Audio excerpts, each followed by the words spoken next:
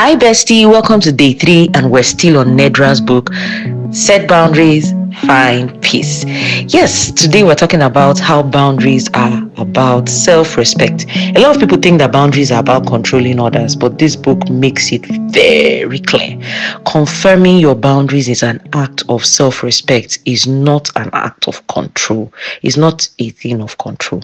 Now, boundaries are not punishment. I have said this time and again, even when we had the session in November when we're talking about boundaries. You remember that boundaries help you become clear. It's about clarity. They say this is what I can do and this is what I cannot do, and this is what I need to stay well. When you don't respect your own boundaries, you are teaching others to ignore them as well.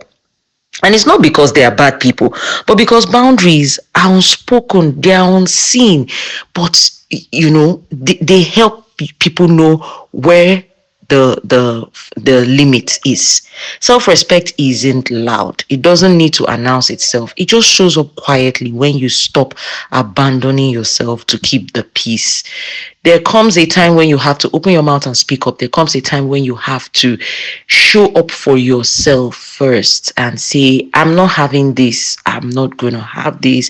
And, like I said earlier, teach people how to respect your limits by respecting your limits.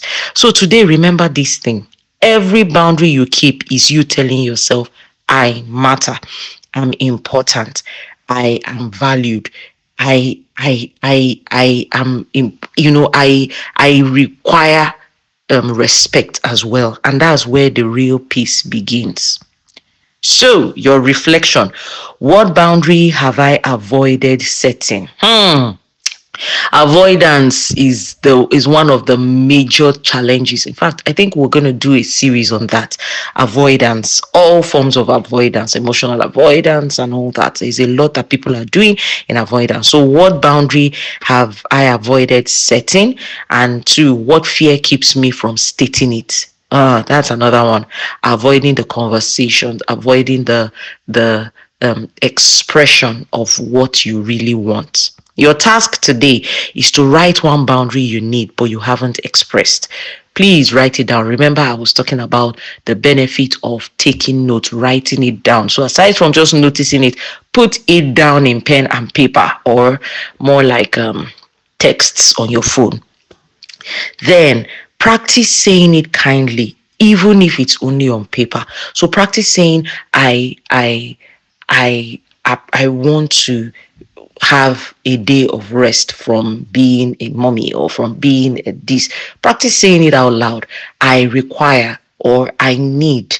This is what it will fuel my emotional bank when I am appreciated. Just practice saying it out loud. Those affirmations and those declarations, actually speak it out into the air, even if it's you're just saying it on paper, even if you're just saying it to yourself in the mirror.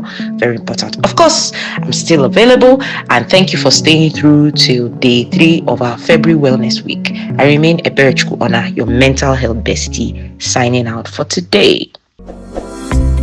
I know this video has been of help to you. Encourage us by clicking the like button. Also share with your loved one and click the notification bell. Subscribe for more info.